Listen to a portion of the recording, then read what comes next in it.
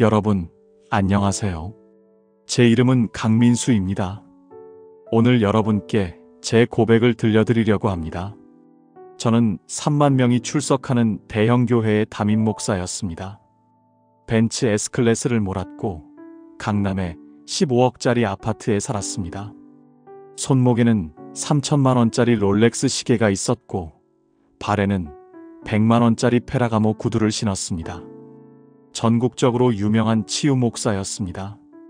제 이름만 들으면 사람들이 알았어요. 방송에도 나왔고 책도 여러 권 냈습니다. 하지만 2019년 여름 저는 심장마비로 쓰러졌습니다. 그리고 지옥을 봤습니다. 천국 문 앞까지 갔지만 예수님께서 저를 막으셨습니다. 내가 너를 도무지 알지 못하니 불법을 행하는 자야. 내게서 떠나가라. 그 말씀을 들었을 때의 충격을 제가 어떻게 설명해야 할까요? 저는 25년 동안 목회를 했습니다. 수천 명을 치유했고 귀신을 쫓아냈고 교회를 키웠습니다. 하지만 천국에 들어갈 수 없었습니다. 왜일까요? 오늘 제 이야기를 끝까지 들어주신다면 여러분은 알게 되실 겁니다. 은사가 있다고 구원받는 게 아니라는 것을, 교회가 크다고 하나님께 인정받는 게 아니라는 것을, 돈과 권력과 명예를 추구하면 지옥에 간다는 것을. 저는 지금 전남 산골의 작은 교회에서 목회하고 있습니다. 성도는 50명입니다. 월급은 150만 원입니다. 2005년형 중고 소나타를 타고 다닙니다. 소형 전셋집에 살고 있습니다. 하지만 저는 행복합니다. 그리고 이제 천국이 보입니다. 구독과 좋아요 부탁드립니다. 이 메시지가 더 많은 목회자들에게, 더 많은 성도들에게 전해지기를 간절히 바랍니다. 자, 그럼 시작하겠습니다. 1998년 저는 31세였습니다. 신학대학원을 막 졸업하고 작은 개척교회의 전도사로 사역을 시작했어요. 교회는 서울 은평구의 낡은 빌라 2층에 있었습니다. 성도는 20명 남짓, 대부분 나이 드신 분들이었어요. 제 월급은 80만 원이었습니다. 당시에도 적은 돈이었어요. 저는 교회 근처 원룸 반지하에서 살았습니다. 방은 작았고 습했고 햇빛이 잘 안 들어왔어요. 하지만 저는 행복했습니다. 왜냐하면 저는 하나님을 사랑했고 사역을 사랑했기 때문이에요. 매일 새벽 4시에 일어났습니다. 교회로 가서 기도했어요. 무릎이 닳도록 기도했습니다. 하나님, 영혼을 구원하게 해주세요. 이 작은 교회를 축복해 주세요. 담임 목사님을 도와서 충성하게 해주세요. 그렇게 간절히 기도했어요. 금식 기도도 자주 했습니다. 일주일에 한 번은 꼭 금식했어요. 성경도 열심히 읽었습니다. 통독을 1년에 5번씩 했어요. 그 시절에 저는 정말 순수했습니다. 돈에 대한 욕심이 없었어요. 권력에 대한 욕심도 없었습니다. 그냥 하나님만 사랑하고 사람들을 섬기고 싶었어요. 저는 외모가 괜찮은 편이었습니다. 키가 185cm였고 얼굴도 준수한 편이었어요. 목소리도 좋았습니다. 그래서 설교할 때 사람들이 잘 들었어요. 하지만 저는 그런 것에 신경 쓰지 않았습니다. 외모나 목소리는 하나님께서 주신 것이니까 그저 감사할 뿐이었어요. 제가 중요하게 생각한 건 오직 하나였습니다. 하나님의 말씀을 올바르게 전하는 것, 그리고 사람들을 진심으로 사랑하는 것. 그게 전부였어요. 2000년 어느 날이었습니다. 주일 예배가 끝나고 한 집사님이 저를 찾아오셨어요. 박영숙 집사님이었습니다. 50대 중반의 집사님이셨는데 얼굴에 근심이 가득했어요. 전도사님, 제 남편 좀 만나주실 수 있을까요? 무슨 일이세요, 집사님? 남편이 술을 너무 많이 마셔요. 매일 밤 취해서 들어와요. 저한테 폭언도 하고요. 제발 좀 만나주세요. 저는 그날 저녁 박 집사님 댁을 방문했습니다. 남편 되시는 분은 김철수 씨였어요. 50대 후반의 중년 남성이었는데 얼굴이 붉고 눈이 충혈되어 있었어요. 술 냄새가 진동했습니다. 누구세요? 저는 교회 전도사 강민수라고 합니다. 집사님께서 부탁하셔서 왔습니다. 교회? 난 교회 안 믿어. 돌아가. 그렇게 말하며 문을 닫으려고 했어요. 하지만 저는 발로 문을 막았습니다. 철수 씨, 딱 10분만 제 이야기 들어주세요. 10분 후에도 싫으시면 제가 바로 가겠습니다. 김철수 씨는 짜증스럽게 문을 열어줬어요. 저는 거실로 들어갔습니다. 박 집사님은 부엌에서 조마조마하게 지켜보고 계셨어요. 저는 김철수 씨 옆에 앉았습니다. 철수 씨, 요즘 많이 힘드시죠? 뭘 알아요, 당신이? 저도 제 아버지가 그랬어요. 술을 많이 드셨죠? 매일 밤 취해서 들어오셨어요. 어머니한테 소리 지르시고 물건도 던지시고. 저는 어렸을 때 정말 무서웠어요. 김철수 씨가 저를 쳐다봤어요. 눈빛이 조금 부드러워졌습니다. 당신 아버지도 그랬어요. 네. 그래서 저는 아버지가 싫었어요. 왜 술을 마실까? 왜 엄마를 괴롭힐까? 이해할 수 없었어요. 그랬군요. 그런데 제가 나중에 알게 됐어요. 아버지도 힘드셨던 거예요. 사업이 망해서 빚이 많으셨대요. 매일 채권자들한테 쫓겨다니셨어요. 견딜 수가 없으셨던 거죠. 그래서 술로 잊으려고 하신 거예요. 김철수 씨의 눈에 눈물이 맺혔습니다. 맞아요. 나도 그래요. 사업이 망했어요. 20년 동안 한 사업이 1년 전에 부도 났어요. 빚이 3억이에요. 은행에서 매일 전화 와요. 어떻게 갚아요? 나도 죽고 싶어요. 그렇게 말하며 울기 시작했어요. 저는 그의 어깨에 손을 얹었습니다. 철수 씨, 혼자 견디시느라 많이 힘드셨죠? 하지만 이제 혼자가 아니에요. 하나님이 계세요. 그리고 제가 있어요. 집사님도 있고요. 우리가 함께 이겨낼 거예요. 정말요? 네, 정말이에요. 그날부터 저는 김철수 씨를 일주일에 3번씩 만났습니다. 함께 기도하고 대화하고 성경을 읽었어요. 김철수 씨는 점점 변하기 시작했습니다. 술을 끊었어요. 얼굴에 생기가 돌았습니다. 박 집사님한테 사과했어요. 그리고 석 달 후 김철수 씨는 교회에 나오기 시작했어요. 첫 주일날 그가 예배당 뒷자리에 조용히 앉아 있는 걸 봤을 때 저는 눈물이 났습니다. 하나님 감사합니다. 6개월 후 김철수 씨는 세례를 받았어요. 그리고 1년 후 새로운 사업을 시작했습니다. 작은 철물점이었어요. 하지만 정직하게 장사했고 하나님이 축복하셨어요. 3년 후에는 빚을 다 갚았습니다. 지금은 교회에 충성스러운 집사가 되어 있어요. 이런 일들이 계속 일어났습니다. 또 다른 이야기가 있어요. 최은혜 권사님이었습니다. 40대 초반의 여성이셨는데 딸이 고등학생이었어요. 그런데 그 딸이 학교 폭력에 시달리고 있었습니다. 매일 괴롭힘을 당했어요. 책을 찢기고 가방을 빼앗기고 욕을 들었습니다. 딸은 학교 가기가 너무 싫었어요. 매일 아침 배가 아프다고 했습니다. 최 권사님은 학교에 찾아가서 항의했어요. 하지만 학교는 별로 신경 쓰지 않았습니다. 아이들끼리의 일이라고 넘어가려고 했어요. 최 권사님은 절망했습니다. 내 딸을 어떻게 지켜야 할까? 어느 주일 예배 후 최 권사님이 저를 찾아왔어요. 전도사님, 제 딸 좀 만나주실 수 있을까요? 물론입니다.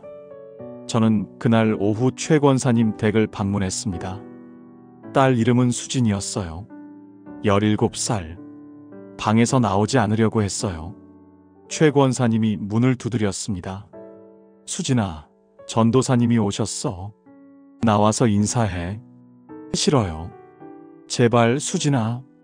저는 말했습니다. 권사님, 제가 들어가도 될까요? 네, 전도사님. 저는 수진이 방문을 열고 들어갔습니다.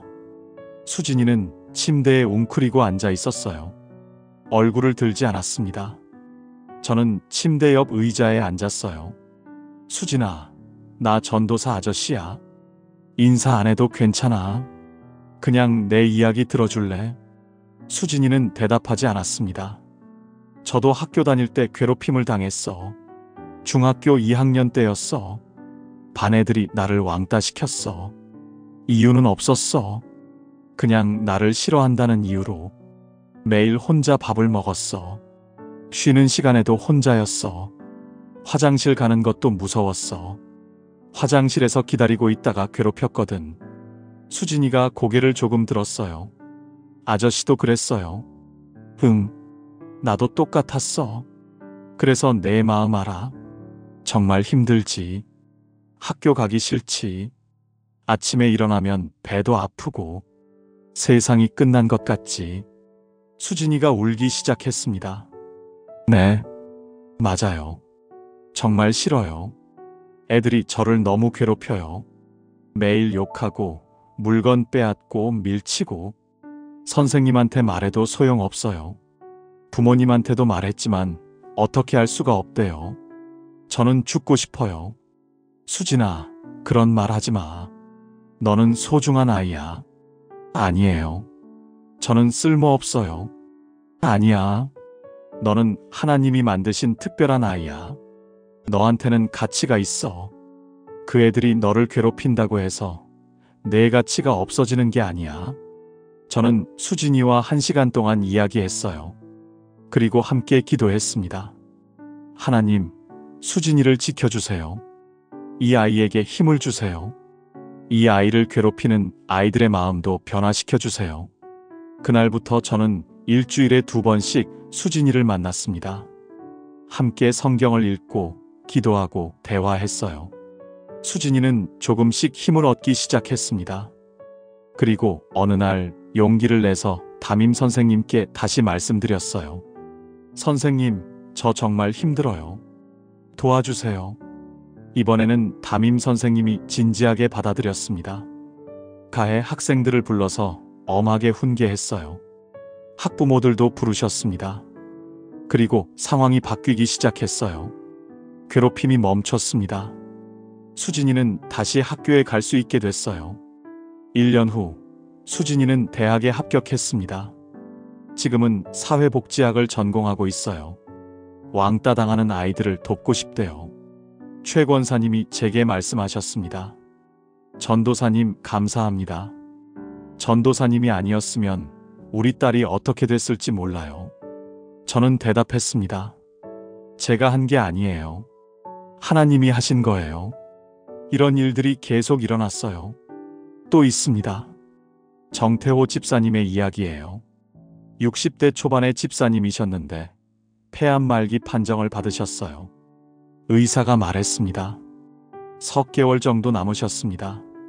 정 집사님은 절망했어요. 아직 하고 싶은 일이 많았는데, 손주들도 보고 싶었는데. 어느 주일 예배 후 정 집사님이 저를 찾아오셨습니다. 전도사님, 저 좀 위해서 기도해 주세요. 물론입니다, 집사님. 저는 정 집사님을 위해 매일 기도했어요. 교회에서도 기도하고 집에서도 기도했습니다. 금식하며 기도했어요. 하나님, 정 집사님을 살려주세요.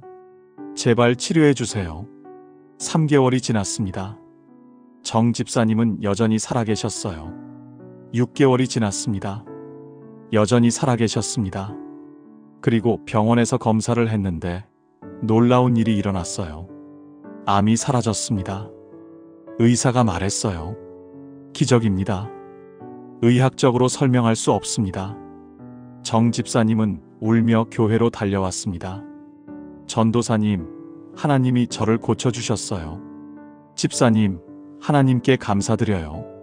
지금 정 집사님은 72세가 되셨는데 여전히 건강하세요.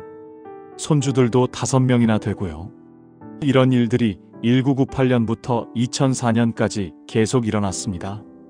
김철수 씨의 변화, 최 권사님 딸의 회복, 정 집사님의 치유, 그리고 더 많은 일들이 있었어요. 소문이 퍼지기 시작했습니다. 은평구 그 작은 교회에 은사 있는 전도사가 있대. 기도하면 병이 낫는데. 사람들이 하나하나 찾아오기 시작했어요. 교회가 조금씩 커졌습니다. 20명이었던 성도가 50명이 됐어요. 그 다음 해에는 100명이 됐습니다. 빌라 2층은 너무 좁았어요. 그래서 근처 상가 건물 3층으로 이사했습니다. 더 넓은 공간이었어요. 저는 그때도 여전히 겸손했습니다. 이 모든 게 제가 한 게 아니라는 걸 알았어요. 하나님이 하신 거였습니다. 저는 그저 하나님의 도구였을 뿐이에요. 그래서 매일 새벽 기도하며 고백했습니다. 하나님, 제가 아무것도 아닙니다. 모든 영광을 하나님께 돌립니다. 2004년 저는 부교역자로 큰 교회에 스카웃되었습니다. 강남의 한 대형 교회였어요. 성도가 5,000명 정도 되는 교회였습니다. 담임 목사님이 저를 찾아오셨어요. 강 전도사님, 우리 교회 청년부를 맡아주실 수 있겠습니까? 저는 고민했습니다. 지금 교회를 떠나도 될까? 하지만 담임 목사님이 말씀하셨어요. 더 많은 영혼을 구원하실 수 있습니다. 하나님의 뜻이라고 생각합니다. 저는 기도했어요. 그리고 하나님께서 가라고 하시는 것 같았습니다. 그래서 강남 교회로 갔습니다. 청년부를 맡았어요. 처음에는 50명이었습니다. 저는 청년들과 진심으로 교제했어요. 그들의 고민을 들어줬습니다. 그들을 위해 기도했어요. 그들을 사랑했습니다. 청년부가 폭발적으로 성장하기 시작했어요. 50명이 100명이 됐습니다. 100명이 200명이 됐어요. 2005년에는 500명이 됐습니다. 담임 목사님이 저를 칭찬하셨어요. 강 전도사님, 정말 대단하십니다. 청년부가 이렇게 부흥한 건 처음입니다. 저는 고개를 숙였습니다. 목사님, 제가 한 게 아닙니다. 하나님이 하신 겁니다. 그때까지 저는 여전히 순수했어요. 돈에 대한 욕심이 없었습니다. 권력에 대한 욕심도 없었어요. 명예에 대한 욕심도 없었습니다. 그냥 하나님을 사랑하고 사람들을 섬기고 싶었어요. 하지만 변화는 곧 시작될 예정이었습니다. 제가 그때는 몰랐어요. 제 안에 숨어있던 욕심이 곧 고개를 들 거라는 걸. 2005년 가을, 저는 38살이 됐습니다. 어느 날 한 교회에서 연락이 왔어요. 서울 송파구에 있는 중형교회였습니다. 성도가 800명 정도 되는 교회였어요. 담임 목사님이 은퇴하시면서 후임을 찾고 있었습니다. 저를 청빙하고 싶다고 했어요. 저는 놀랐습니다. 제가요? 아직 젊은데요. 하지만 당회에서 만장일치로 저를 선택했대요. 강 전도사님의 소문을 다 알고 있습니다.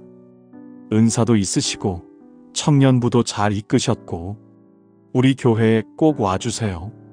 저는 기도했습니다. 일주일 동안 금식하며 기도했어요. 하나님, 이게 주님의 뜻입니까? 하나님께서 가라고 하시는 것 같았습니다. 그래서 받아들였어요. 2005년 12월, 저는 그 교회의 담임 목사로 부임했습니다. 첫 주일 설교를 기억합니다. 저는 떨리는 마음으로 강단에 섰어요. 800명의 성도들이 저를 쳐다보고 있었습니다. 저는 겸손하게 말했습니다.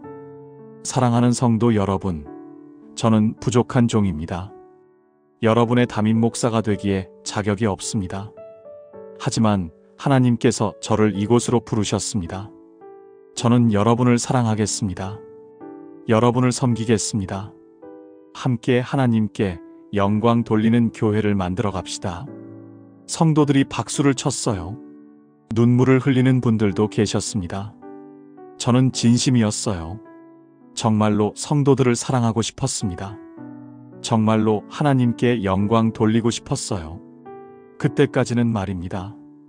처음 2년은 정말 열심히 했습니다. 매일 새벽 4시에 일어나서 기도했어요. 성도들을 신방했습니다. 일주일에 10집씩 방문했어요.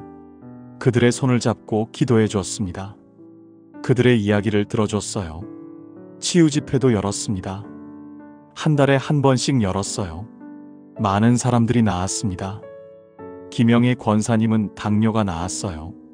이철수 집사님은 관절염이 나았습니다. 박순자 집사님은 우울증에서 벗어났어요. 소문이 퍼졌습니다. 송파구에 은사 있는 젊은 목사가 왔대. 기도하면 병이 낫는데. 사람들이 몰려들기 시작했어요. 교회가 빠르게 성장했습니다. 1년 만에 800명이 1200명이 됐어요. 2년 만에 1800명이 됐습니다. 3년 만에 3000명이 됐어요. 예배당이 비좁았습니다. 그래서 2008년 새 예배당을 건축하기로 했어요. 200억짜리 건물이었습니다. 땅을 사고 건물을 짓고 시설을 갖췄어요. 건축 헌금이 잘 들어왔습니다. 성도들이 열심히 헌금했어요. 저는 감사했습니다. 하나님, 이 모든 게 주님의 은혜입니다. 2009년 새 예배당이 완공됐어요. 헌당 예배를 드렸습니다. 그날 5,000명이 모였어요. 언론도 취재를 왔습니다. 사진을 찍고 인터뷰를 했어요.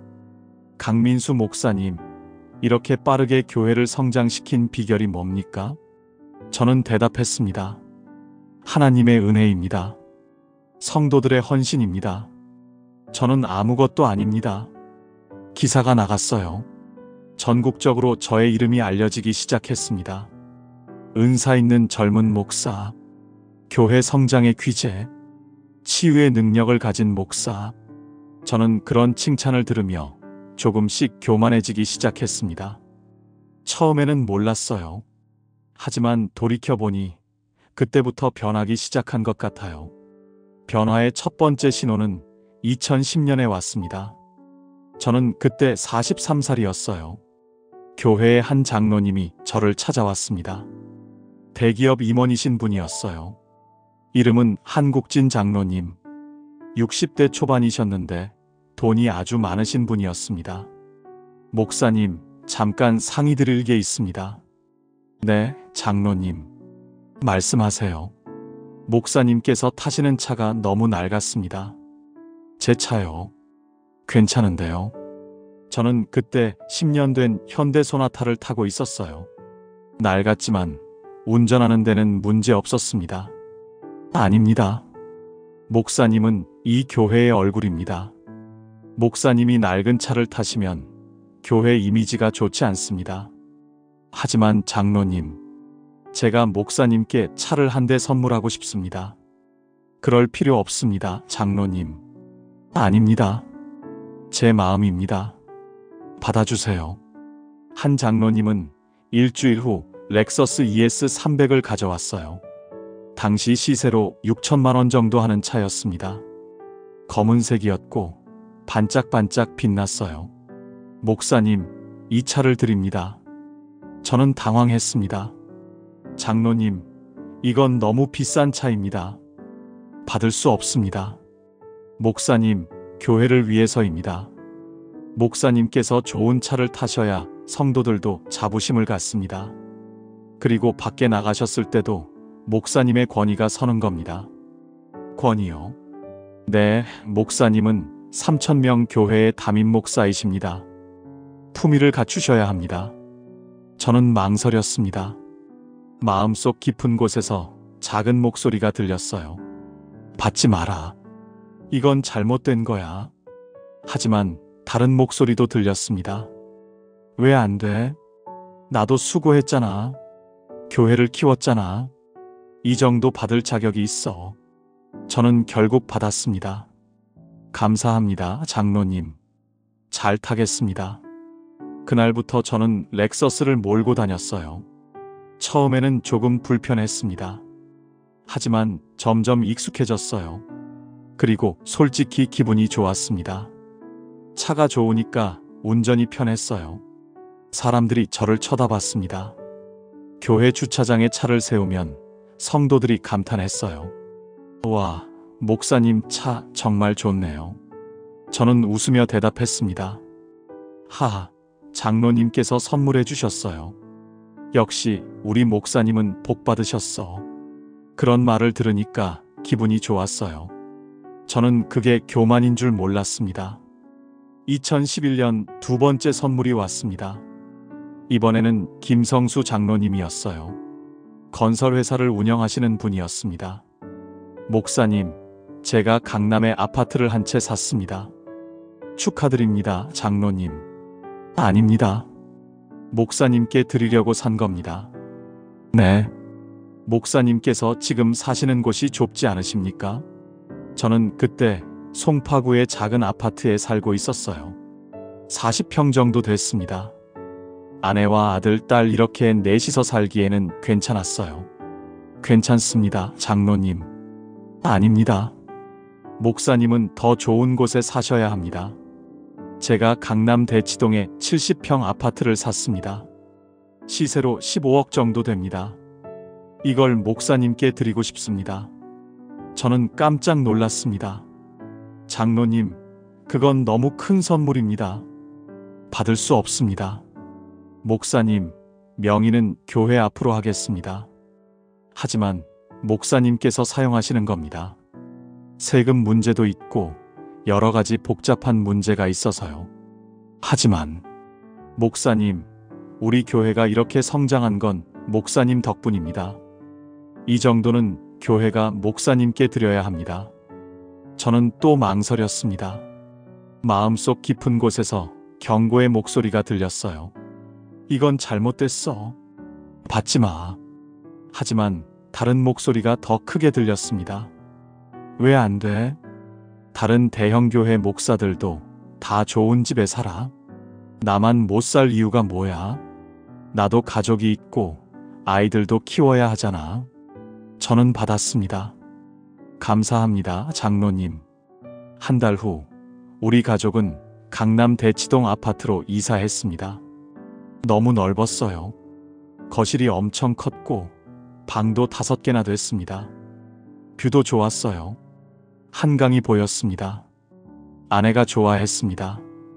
여보, 여기 정말 좋네요. 아이들도 좋아했어요. 아빠, 우리 집 정말 크다.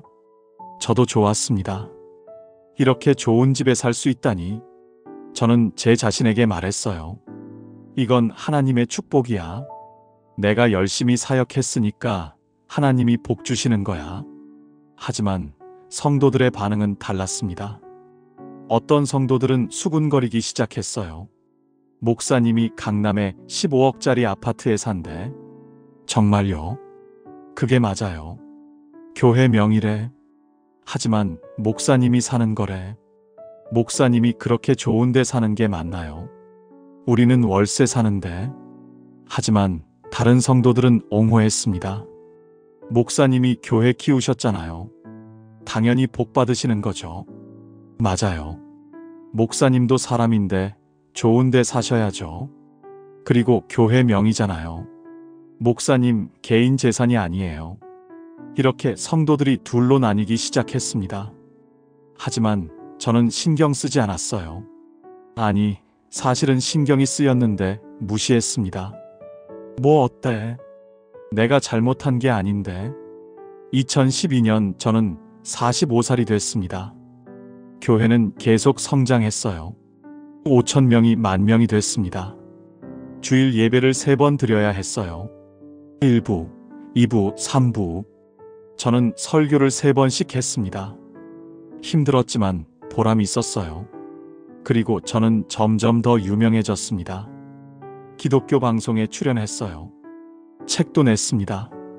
치유의 능력, 교회 성장의 비결, 이런 제목의 책들이었어요. 책이 잘 팔렸습니다. 인쇄가 들어왔어요. 강연 요청도 많이 왔습니다. 전국 교회에서 저를 초청했어요. 강연료를 받았습니다. 한 번에 200만 원에서 500만 원까지 돈이 쌓이기 시작했습니다. 그리고 저는 변하기 시작했어요. 2013년 저는 렉서스를 팔고 벤츠 S클래스를 샀습니다. 1억 5천만 원짜리 차였어요. 한 장로님이 말씀하셨습니다. 목사님, 이제 벤츠 타셔야죠. 목사님 격에 맞아야죠. 저도 그렇게 생각했습니다.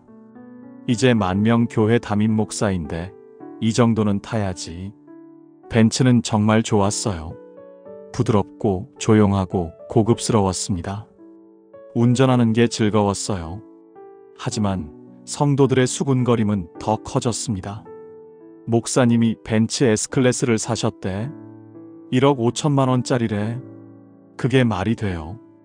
우리는 헌금하느라 힘든데. 하지만 저는 무시했습니다. 시기하는 거야. 내가 복받으니까 시기하는 거라고. 그리고 저는 명품을 사기 시작했습니다. 롤렉스 시계를 샀어요. 3천만 원짜리. 페라가모 구두도 샀습니다. 100만 원짜리. 루이비통 가방도 샀어요. 200만 원짜리. 주일날 설교단에 설 때 저는 이런 명품들을 착용했습니다. 롤렉스 시계가 손목에서 빛났어요. 페라가모 구두가 발에서 반짝였습니다. 루이비통 가방을 들고 강단에 올랐어요. 성도들이 쳐다봤습니다. 어떤 사람들은 감탄했어요. 역시 우리 목사님은 달라. 품위가 있어. 하지만 어떤 사람들은 불편해했습니다. 목사님이 너무 화려하신 것 같아. 맞아. 예수님은 가난하셨는데. 하지만 저는 신경 쓰지 않았어요. 저는 제 자신을 정당화했습니다. 하나님은 우리가 부자 되기를 원하셔. 성경에도 나와 있잖아. 내가 형통하기를 원하시고 내 영혼이 잘됨 같이 내가 범사에 잘되고 강건하기를 원하노라. 번영이 하나님의 뜻이야. 저는 번영신학을 설교하기 시작했습니다. 믿음이 있으면 복받습니다. 헌금 많이 하면 축복받습니다. 하나님은 여러분이 부자 되기를 원하십니다. 성도들이 그 말을 믿었어요. 그리고 헌금을 더 많이 했습니다. 교회 재정이 늘어났어요. 그리고 저는 더 많은 것을 누렸습니다. 저는 완전히 변해 있었어요. 30대에 순수했던 전도사는 사라졌습니다. 이제 저는 권위적이고 교만하고 물질을 사랑하는 목사가 되어 있었습니다. 하지만 저는 그걸 몰랐어요. 아니, 알았지만 인정하지 않았습니다. 2015년 저는 48살이 됐습니다. 교회는 3만 명으로 성장했어요. 전국에서 손꼽히는 대형 교회가 됐습니다. 저는 한국 기독교계의 유명 인사가 되어 있었어요. TV에 나왔고 신문에도 실렸습니다. 사람들이 저를 알아봤어요. 거리를 걸으면 사람들이 다가와서 말했습니다. 목사님 맞으시죠? 저 목사님 설교 듣고 은혜 받았어요. 사진 좀 찍어도 될까요? 저는 웃으며 사진을 찍어줬어요. 속으로는 기분이 좋았습니다. 나는 유명하구나. 사람들이 나를 좋아하는구나. 하지만 그게 교만인 줄 몰랐어요. 저는 성도들에게 점점 더 권위적으로 변했습니다. 부교역자들에게 반말을 하기 시작했어요. 처음에는 존댓말을 썼어요. 김 전도사님, 이번 주 설교 준비 잘 되셨어요. 하지만 점점 말투가 변했습니다. 김 전도사, 설교 준비됐어. 그러다가 완전히 반말이 됐어요. 야, 김 전도사, 설교 왜 이렇게 준비했어? 부교역자들이 당황했습니다. 하지만 아무 말도 못했어요. 저는 담임 목사였고 그들은 부교역자였으니까요. 저는 그들 앞에서 다른 전도사를 꾸짖기도 했습니다. 어느 날 청년부 담당 이영수 전도사가 실수를 했어요. 청년 수련회 예산을 잘못 계산한 겁니다. 저는 당회실에서 소리쳤습니다. 야, 이 전도사, 이게 뭐야? 예산을 이렇게 짜면 어떡해? 전도사님들이 모두 앉아있는 자리였어요. 이 전도사는 고개를 숙였습니다. 죄송합니다, 목사님. 죄송하면 다야. 다시 해. 오늘 저녁까지. 네, 목사님. 이 전도사가 나간 후 다른 전도사들이 숨죽이고 있었어요. 모두 무서워하고 있었습니다. 저는 그게 권력이라고 생각했어요. 내가 이 교회의 리더야. 이 정도 권위는 있어야 해. 하지만 그게 예수님의 방식이 아니라는 걸 저는 몰랐습니다. 성도들에게도 권위적이었어요. 어느 날 한 집사님이 저에게 질문을 했습니다. 목사님, 교회 재정을 투명하게 공개할 수 있을까요? 성도들이 헌금이 어디에 쓰이는지 궁금해하는 것 같아서요. 저는 화가 났습니다. 집사님, 그건 집사님이 걱정할 일이 아닙니다. 교회 재정은 당회에서 관리합니다. 목사인 제가 책임지는 겁니다. 하지만 목사님, 더 이상 말씀하지 마세요. 제가 이 교회를 20년 가까이 목회했습니다. 지금까지 잘해왔어요. 저를 믿으세요. 그 집사님은 더 이상 말하지 못했습니다. 나중에 알고 보니 그 집사님은 교회를 떠났더라고요. 하지만 저는 신경 쓰지 않았습니다. 불평하는 사람은 떠나는 게 낫지. 저는 헌금을 강요하기 시작했습니다. 설교 중에 말했어요. 11조를 안 내면 하나님께 도둑질하는 겁니다. 말라기 3장을 보세요. 11조를 드리면 하늘 문이 열립니다. 안 드리면 저주를 받습니다. 성도들이 불편해했어요. 하지만 저는 계속했습니다. 건축 헌금을 안 내는 사람은 믿음이 없는 겁니다. 교회를 사랑하지 않는 거예요. 하나님의 집을 짓는데 참여하지 않으면 어떻게 축복을 받겠습니까? 많은 사람들이 헌금했어요. 저축한 돈을 헌금했습니다. 대출을 받아서 헌금하는 사람도 있었어요. 저는 그들을 칭찬했습니다. 믿음이 좋으십니다. 하나님이 100배로 갚아주실 겁니다. 하지만 그 약속이 이루어지지 않았을 때 저는 책임지지 않았어요. 그냥 믿음이 부족해서 그렇다고 했습니다. 저는 정치에도 개입하기 시작했습니다. 선거 때마다 설교 중에 특정 정당을 지지했어요. 2016년 총선 때였습니다. 설교 중에 말했어요. 우리는 기독교 국가를 만들어야 합니다. 그러려면 기독교 가치를 존중하는 정당을 뽑아야 합니다. 여러분도 아시죠? 어느 정당이 우리 편인지. 성도들이 웅성거렸습니다. 어떤 사람들은 고개를 끄덕였어요. 하지만 어떤 사람들은 불편해했습니다. 예배 후에 한 청년이 저에게 다가왔어요. 목사님, 정교 분리가 중요하지 않나요? 교회에서 정치 이야기를 하시는 게 맞을까요?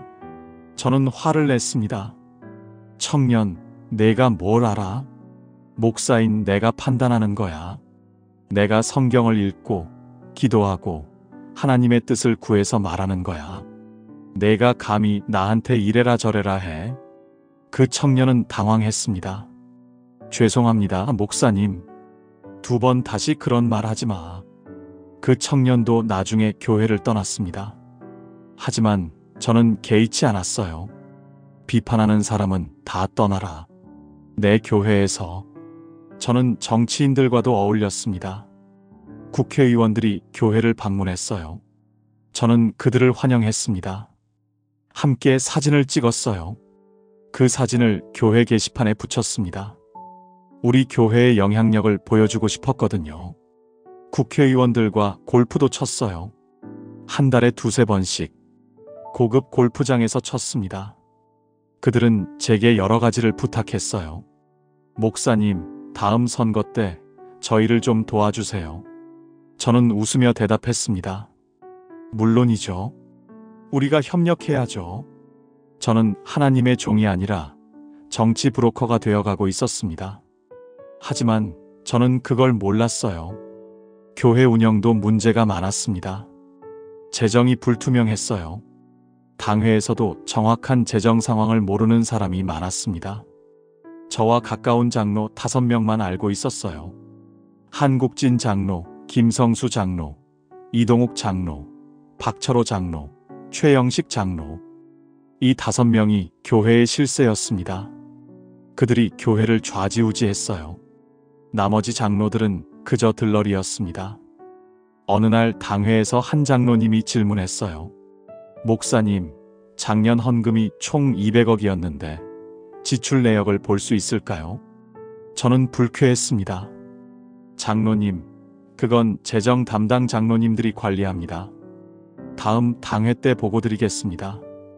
하지만 다음 당회 때도 보고하지 않았어요. 그냥 넘어갔습니다. 그 장로님이 다시 물어봤을 때 저는 짜증을 냈습니다. 장로님, 목사를 믿지 못하십니까? 제가 이 교회를 20년 가까이 목회했습니다. 지금까지 문제 있었습니까? 저를 믿고 맡겨주세요. 그 장로님은 더 이상 말하지 못했습니다. 나중에 그 장로님도 교회를 떠났어요. 저는 측근 정치를 했습니다. 돈 많이 내는 장로들을 가까이 했어요. 그들과 자주 식사했습니다. 고급 식당에서 만났어요. 한 끼에 30만 원, 50만 원씩 하는 곳. 와인도 마셨습니다. 한 병에 100만 원 넘는 와인. 그들과 친하게 지냈어요. 골프도 함께 치고 여행도 함께 갔습니다. 하지만 돈 없는 성도들은 가까이 하지 않았어요. 신방도 잘 안 갔습니다. 전도사들한테 시켰어요. 저는 중요한 성도들만 만났습니다. 돈 많은 장로, 권사들. 그들이 저를 떠받들었어요. 목사님은 정말 대단하세요. 목사님 덕분에 우리 교회가 이렇게 컸어요. 목사님은 하나님께 크게 쓰임받는 분이에요. 저는 그 말을 듣고 기분이 좋았습니다. 그래, 나는 특별한 사람이야. 하나님이 나를 크게 쓰시는 거야. 하지만 다른 성도들은 불만이 쌓이고 있었습니다. 목사님이 변하셨어. 예전에는 안 그러셨는데 이제는 돈 많은 사람들하고만 어울리시네. 우리는 안중에도 없으신 것 같아. 하지만 저는 듣지 못했어요. 아니, 들었지만 무시했습니다. 불평하는 사람들은 믿음이 없는 거야. 그냥 시기하는 거라고. 그렇게 저는 점점 더 타락해 갔습니다. 탐욕이 저를 사로잡았어요. 권력이 저를 취하게 했습니다. 교만이 저를 눈멀게 했어요. 하지만 저는 몰랐습니다. 제가 지옥으로 가고 있다는 걸. 2018년 저는 51세가 됐습니다. 교회는 여전히 3만 명이었어요. 저는 여전히 유명했습니다. 하지만 뭔가 이상했어요. 은사가 약해지기 시작한 겁니다. 어느 날 치유 집회를 열었습니다. 예전처럼 많은 사람들이 왔어요. 1000명 정도 모였습니다. 저는 강단에서 기도했어요. 예수 이름으로 명하노니 병이 떠나가라. 하지만 아무 일도 일어나지 않았습니다. 휠체어를 탄 할머니가 있었어요. 저는 그 할머니에게 안수했습니다. 일어나십시오. 예수 이름으로 일어나십시오. 할머니는 일어나려고 했어요. 하지만 일어나지 못했습니다. 다리에 힘이 없었어요. 저는 당황했습니다. 더 세게 기도했어요. 일어나라. 예수 이름으로 명하노니 일어나라. 하지만 할머니는 일어나지 못했습니다. 사람들이 웅성거렸어요. 왜 안 되지? 예전에는 다 나았는데. 저는 식은땀이 났습니다. 할머니한테 말했어요. 할머니, 믿음이 부족하신 것 같습니다. 집에 가서 더 기도하세요. 할머니는 실망한 표정으로 돌아갔어요. 저는 다른 사람을 불렀습니다. 관절염으로 고생하는 중년 남성이었어요. 저는 그의 무릎에 손을 얹고 기도했습니다. 하지만 낫지 않았어요. 또 다른 사람, 또 다른 사람. 그날 저녁 아무도 낫지 않았습니다. 사람들이 수군거렸어요. 이상하네. 목사님, 은사가 사라진 건가? 저는 그날 밤 집에 돌아와서 혼란스러웠어요. 왜 그랬을까? 왜 아무도 낫지 않았을까? 하지만 저는 인정하고 싶지 않았습니다. 다음에는 잘 될 거야. 그냥 오늘만 그런 거야. 하지만 그게 아니었어요. 다음 치유 집회에서도 같았습니다. 그 다음에도 같았어요. 은사가 점점 사라지고 있었습니다. 기도 응답도 없어졌어요. 저는 여전히 매일 아침 기도했습니다. 하지만 형식적이었어요. 무릎 꿇고 기도는 하지만 마음은 딴 데 있었습니다. 오늘 무슨 일정이 있지? 오늘 누구 만나지? 저녁에 뭐 먹지? 그런 생각들. 하나님께 집중하지 못했어요. 성경을 읽어도 감동이 없었습니다. 그냥 글자였어요. 아무 의미가 없었습니다. 예전에는 성경 읽을 때마다 눈물이 났었어요. 하나님의 음성이 들렸습니다. 하지만 이제는 아무것도 느껴지지 않았어요. 설교 준비도 힘들어졌습니다. 예전에는 성령의 감동으로 설교를 썼어요. 기도하면 메시지가 떠올랐습니다. 하지만 이제는 아무것도 떠오르지 않았어요. 그래서 인터넷을 찾아봤습니다. 다른 목사들의 설교를 복사했어요. 조금 수정해서 제 설교로 만들었습니다. 성도들도 느꼈어요. 요즘 목사님 설교가 예전 같지 않네. 맞아. 뭔가 힘이 없어. 은혜가 안 돼. 하지만 저는 모른 척 했습니다. 제 가정에도 문제가 생겼어요. 아내가 저에게 말했습니다. 여보, 당신 변했어요. 뭐가요? 예전의 당신이 아니에요. 돈만 생각하고 권력만 생각하고. 하나님은 어디 갔어요? 무슨 소리야? 나는 목회하고 있잖아. 목회요. 정말 목회하고 계세요. 성도들은 떠나고 있고 교회는 차가워지고 있는데요. 아내 말이 맞았습니다. 하지만 저는 인정하고 싶지 않았어요. 당신이 뭘 알아? 당신은 목회자가 아니잖아. 저는 이렇게 내 말 듣지 않는 당신을 왜 만났는지 모르겠어요. 아내는 울면서 방으로 들어갔습니다. 저는 거실에 혼자 앉아 있었어요. 속으로는 불안했습니다. 하지만 겉으로는 괜찮은 척 했어요. 아이들도 저를 멀리 했습니다. 대학생 아들이 어느 날 말했어요. 아빠, 저는 아빠가 이해가 안 돼요. 뭐가? 아빠는 목사잖아요. 그런데 왜 그렇게 사세요? 비싼 차 타고 비싼 집에 살고 명품 입고. 예수님은 가난하셨잖아요. 저는 화가 났습니다. 내가 뭘 알아? 내 아빠가 이 교회를 키웠어. 이 정도 누릴 자격이 있어. 자격이요. 하나님 앞에서도 그렇게 말할 수 있어요. 입 닥쳐. 내 아비한테 그게 무슨 말버릇이야? 아들은 방으로 들어가 버렸어요. 고등학생 딸도 교회에 안 나가려고 했습니다. 아빠, 저 교회 안 나갈래요. 왜? 창피해요. 친구들이 다 알아요. 우리 아빠가 벤츠 타고 강남에 산다고. 목사 딸인데 그렇게 사는 게 이상하대요. 그게 뭐가 이상해? 하나님이 축복하신 거야. 아빠 설교랑 아빠 삶이 달라요. 그게 위선 아니에요. 나가. 지금 당장 내 앞에서 나가. 딸도 울면서 나갔어요. 저는 혼자 남았습니다. 가족이 무너지고 있었어요. 하지만 저는 인정하지 않았습니다. 그들이 저를 이해하지 못하는 거라고 생각했어요. 건강도 나빠지기 시작했습니다. 두통이 자주 왔어요. 가슴도 답답했습니다. 숨쉬기가 힘들었어요. 병원에 갔습니다. 의사가 검사를 했어요. 심전도, 혈액 검사, 엑스레이. 하지만 이상이 없었습니다. 의사가 말했어요. 스트레스 때문인 것 같습니다. 좀 쉬세요. 하지만 저는 쉴 수 없었어요. 일정이 너무 많았습니다. 매일 회의가 있었고, 강연이 있었고, 모임이 있었어요. 밤에 잠도 잘 오지 않았습니다. 누워도 생각이 많았어요. 불안했습니다. 뭔가 잘못되고 있다는 느낌. 하지만 무엇인지 알 수 없었어요. 양심의 가책도 있었습니다. 혼자 있을 때 문득 생각이 들었어요. 내가 지금 뭐 하고 있지? 이게 맞나? 하나님이 이걸 원하실까? 하지만 그런 생각이 들 때마다 저는 억눌렀습니다. 아니야. 나는 잘하고 있어. 교회가 크잖아.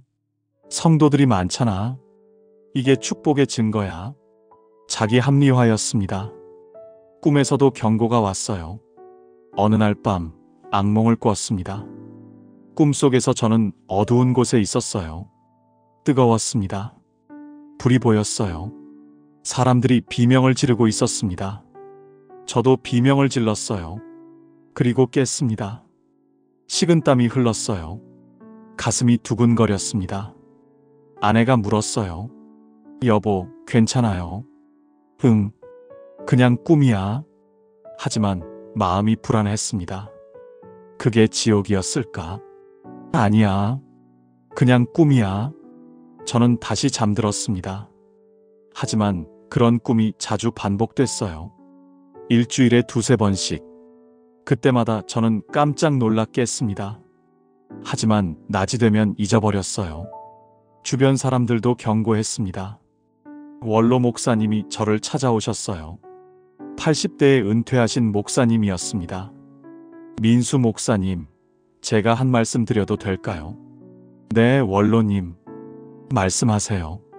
목사님께서 요즘 조심하셔야 할 것 같습니다. 무엇을요? 물질에 대해서요. 목사님께서 너무 좋은 것들을 추구하시는 것 같아요.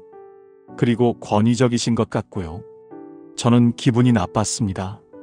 원로님, 저는 교회를 키웠습니다. 이 정도 누릴 자격이 있어요. 자격이요? 목사에게 자격이 무슨 말입니까? 우리는 종입니다. 원로님은 시대를 모르세요. 지금은 목사도 대접받아야 합니다. 민수 목사님, 예수님은 어떻게 사셨습니까? 예수님은 하나님이시잖아요. 저는 사람이고요. 원로 목사님은 한숨을 쉬셨어요. 목사님, 조심하세요. 교만이 패망의 선봉입니다. 그리고 가버리셨습니다. 저는 화가 났어요. 늙은이가 뭘 알아? 시대가 변했는데. 저는 원로 목사님과 관계를 끊었습니다. 신학교 동기도 편지를 보냈어요. 민수야, 너 요즘 소식 들었어? 벤츠 타고 강남에 산다며. 너 변한 것 같아. 우리 신학교 다닐 때 내가 뭐라고 했어? 가난한 목회자가 되겠다고 했잖아. 예수님처럼 살겠다고 했잖아. 지금 내 모습이 그때 내가 꿈꿨던 모습이야. 정신 차려. 저는 편지를 찢어버렸습니다. 시기하는 거야. 자기는 작은 교회 목회하니까 시기하는 거야. 저는 그 친구와도 연락을 끊었습니다. 이렇게 저는 점점 더 고립되어 갔어요. 저를 진심으로 사랑해서 충고하는 사람들을 다 밀어냈습니다. 제 주변에는 저를 떠받들고 아첨하는 사람들만 남았어요. 그들은 제게 진실을 말하지 않았습니다. 그저 제가 듣고 싶어하는 말만 했어요. 목사님은 최고세요. 목사님은 하나님께 크게 쓰임 받으세요. 목사님 덕분에 우리 교회가 이렇게 컸어요. 저는 그 말들을 듣고 기분이 좋았습니다. 하지만 그게 거짓이라는 걸 저는 몰랐어요. 2019년 여름, 마지막 경고가 왔습니다. 그리고 저는 쓰러졌어요. 2019년 7월 20일, 토요일이었습니다. 저는 경기도의 한 대형 체육관에서 치유 집회를 열기로 했어요. 전국적으로 홍보했습니다. 기적의 밤, 강민수 목사의 대규모 치유 집회, 5,000명이 모일 예정이었어요. 언론도 취재를 오기로 했습니다. 저는 이 집회를 성공시키고 싶었어요. 제 명성을 더 높이고 싶었습니다. 하지만 속으로는 불안했어요. 요즘 은사가 약한데 이번에도 안 되면 어떡하지? 하지만 겉으로는 자신 있는 척 했습니다. 괜찮아. 하나님이 도우실 거야. 집회 당일 아침, 저는 강남 집에서 일어났습니다. 기도를 했어요. 하지만 형식적이었습니다. 그냥 습관적으로 했어요. 하나님, 오늘 집회를 축복해 주세요. 많은 사람들이 나게 해주세요. 그게 전부였습니다. 아침을 먹고 옷을 입었어요. 검은색 정장을 입었습니다. 이탈리아제 명품 정장이었어요. 300만 원짜리. 롤렉스 시계를 찼습니다. 페라가모 구두를 신었어요. 거울을 봤습니다. 멋있었어요. 저는 만족스러웠습니다. 오늘 많은 사람들이 나를 볼 거야. 잘 보여야지. 오후 2시, 저는 벤츠를 타고 집을 나섰습니다. 기사가 운전했어요. 저는 뒷좌석에 앉아서 핸드폰을 봤습니다. 페이스북, 인스타그램을 확인했어요. 오늘 집회 홍보 글에 좋아요가 5,000개나 달려 있었습니다. 댓글도 많았어요. 목사님 집회 기대돼요.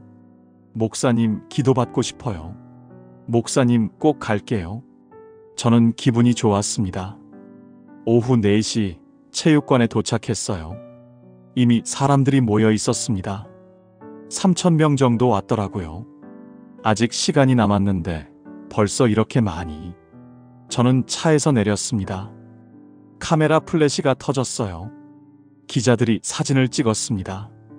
저는 손을 흔들며 웃었어요. 성도들이 환호했습니다. 목사님, 목사님. 저는 기분이 좋았어요. 이게 바로 인기지. 이게 바로 권력이지. 저는 체육관 안으로 들어갔습니다. 무대가 멋있게 꾸며져 있었어요. 조명도 화려했습니다. 음향도 최고급이었어요. 저는 대기실로 갔습니다. 혼자 앉아서 기다렸어요. 마음이 불안했습니다.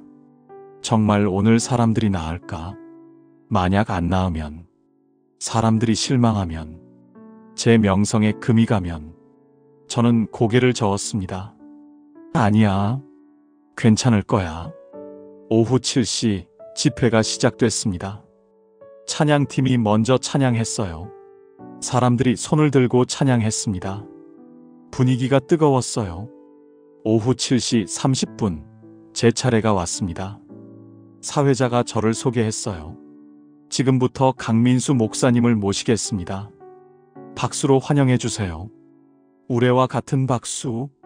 저는 무대로 걸어 나갔습니다. 5,000명이 저를 쳐다보고 있었어요. 조명이 저를 비췄습니다. 저는 마이크를 잡았어요. 할렐루야, 할렐루야. 성도들이 화답했습니다. 오늘 이 자리에 오신 모든 분들을 환영합니다. 오늘 이 자리에서 놀라운 기적이 일어날 것입니다. 하나님께서 여러분을 치유하실 것입니다. 믿습니까? 아멘. 저는 30분 동안 설교했습니다. 치유에 대한 설교였어요. 하지만 내용이 없었습니다. 그냥 다른 목사 설교를 복사한 거였어요. 성령의 감동이 없었습니다. 그냥 말만 했어요. 설교가 끝나고 기도 시간이 왔습니다. 저는 말했습니다. 지금부터 기도를 시작하겠습니다. 치유가 필요하신 분들은 앞으로 나오세요. 사람들이 앞으로 쏟아져 나왔어요. 수백 명이 나왔습니다. 휠체어를 탄 사람들, 목발을 짚은 사람들, 암 환자들, 각종 질병을 가진 사람들. 저는 첫 번째 사람에게 다가갔습니다. 중년 여성이었어요. 휠체어를 타고 있었습니다. 5년 동안 하반신 마비였대요. 저는 그 여성의 머리에 손을 얹었습니다. 예수 이름으로 명하노니 일어나라. 기다렸습니다. 하지만 아무 일도 일어나지 않았어요. 여성은 여전히 휠체어에 앉아 있었습니다. 저는 당황했습니다. 더 큰 소리로 기도했어요. 일어나라. 예수 이름으로 일어나라. 여전히 아무 일도 일어나지 않았습니다. 사람들이 웅성거리기 시작했어요. 왜 안 되지? 저는 식은땀이 났습니다. 여성에게 말했어요. 믿음으로 일어나 보세요. 여성이 일어나려고 했어요. 하지만 다리에 힘이 없었습니다. 넘어질 뻔했어요. 주변 사람들이 붙잡았습니다. 저는 말했습니다. 집사님, 집에 가서 더 기도하세요. 믿음이 조금 더 필요한 것 같습니다. 여성은 실망한 표정으로 돌아갔어요. 저는 두 번째 사람에게 갔습니다. 폐암 말기 환자였어요. 저는 기도했습니다. 하지만 낫지 않았어요. 세 번째 사람, 관절염 환자, 낫지 않았습니다. 네 번째 사람, 당뇨병 환자, 낫지 않았어요. 저는 계속 기도했습니다. 5명, 10명, 20명. 아무도 낫지 않았어요. 사람들이 수군거리기 시작했습니다. 이상하네. 아무도 안 낫네. 예전에는 다 나았는데. 목사님, 은사가 사라진 건가? 목사님이 뭔가 잘못하신 거 아냐? 저는 그 소리를 들었습니다. 가슴이 답답했어요. 숨쉬기가 힘들어졌습니다. 하지만 계속해야 했어요. 저는 억지로 웃으며 말했습니다. 여러분, 오늘은 믿음이 조금 부족한 것 같습니다. 집에 가서 더 기도하세요. 하나님께서 치유하실 겁니다. 사람들이 실망한 표정이었어요. 일부는 화난 표정이었습니다. 그때였습니다. 갑자기 가슴에 통증이 왔어요. 심한 통증이었습니다. 마치 누가 가슴을 쥐어짜는 것 같았어요. 저는 비틀거렸습니다. 마이크를 떨어뜨렸어요. 목사님, 누군가 소리쳤습니다. 저는 무릎을 꿇었어요. 가슴을 움켜잡았습니다. 아파. 너무 아파. 숨을 쉴 수가 없었어요. 사람들이 달려왔습니다. 목사님, 목사님. 하지만 저는 그 소리가 점점 멀어지는 것 같았어요. 시야가 흐려졌습니다. 그리고 쓰러졌어요. 바닥이 차갑다는 생각이 마지막이었습니다. 얼마나 시간이 지났을까요? 저는 터널 안에 있었습니다. 어두웠어요. 하지만 저 멀리 빛이 보였습니다. 저는 그 빛을 향해 걸어갔어요. 빛이 점점 가까워졌습니다. 그리고 터널을 빠져나왔어요. 눈부셨습니다. 주변을 둘러봤어요. 아름다웠습니다. 황금빛 길이 있었어요. 진주로 만든 거대한 문이 보였습니다. 천국이구나. 저는 감격했어요. 드디어 왔구나. 저는 그 문을 향해 걸어갔습니다. 천사들이 보였어요. 아름다웠습니다. 찬송 소리가 들렸어요. 저는 기뻤습니다. 문에 가까워졌습니다. 이제 들어가면 되겠구나. 그런데 갑자기 누군가 나타났습니다. 빛나는 분이었어요. 얼굴이 해같이 빛났습니다. 예수님이셨어요. 하지만 표정이 엄숙했습니다. 예수님께서 손을 드셨어요. 멈추라는 표시였습니다. 저는 멈췄습니다. 주님, 예수님께서 말씀하셨습니다. 민수야. 목소리가 무거웠어요. 저는 무릎을 꿇었습니다. 주님, 저 왔습니다. 예수님께서 물으셨습니다. 내가 내 이름으로 많은 일을 했느냐? 네, 주님. 저는 수천 명을 치유했습니다. 귀신도 쫓아냈습니다. 교회도 3만 명으로 키웠습니다. 저는 주님을 위해 일했습니다. 예수님께서 고개를 저으셨습니다. 아니다. 네. 내가 그 일을 누구를 위해 했느냐? 주님을 위해서요. 아니다. 너 자신을 위해 했다. 아닙니다, 주님. 그때 제 앞에 거대한 화면이 나타났습니다. 영화 스크린처럼 컸어요. 그 화면에 제 삶이 재생되기 시작했습니다. 첫 번째 장면. 2010년 한국진 장로님이 렉서스를 주는 장면이었어요. 화면 속에 저는 차키를 받으며 미소 짓고 있었습니다. 눈빛에 탐욕이 보였어요. 예수님의 목소리가 들렸습니다. 그때 내 마음은 무엇을 원했느냐? 화면이 바뀌었습니다. 두 번째 장면. 2011년 김성수 장로님이 강남 아파트를 주는 장면. 화면 속에 저는 계약서를 받으며 만족스러운 표정을 짓고 있었어요. 예수님의 목소리가 들렸습니다. 그때 내 마음은 집을 원했다. 화면이 또 바뀌었습니다. 세 번째 장면.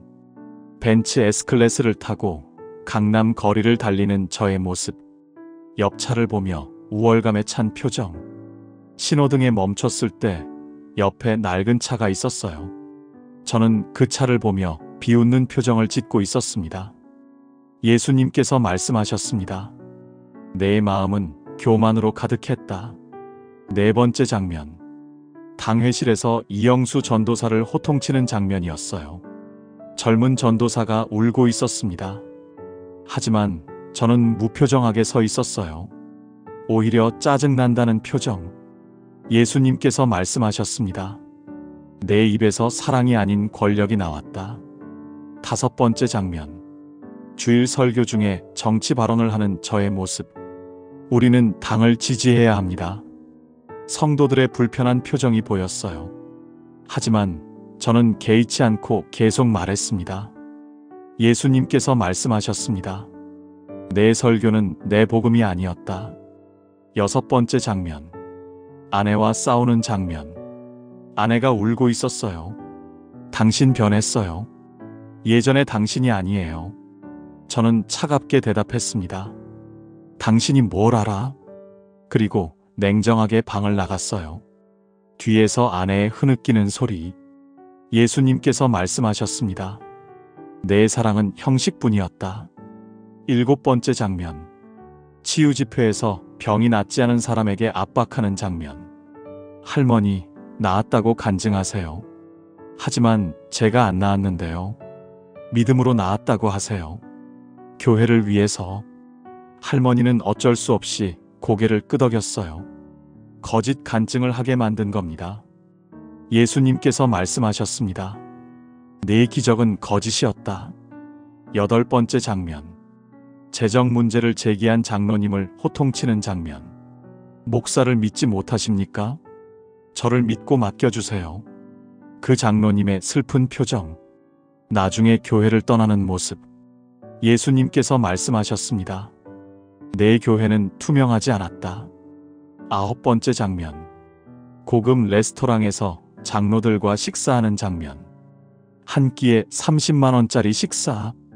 100만 원짜리 와인을 마시며 웃고 있는 저. 우리가 이 교회의 실세지.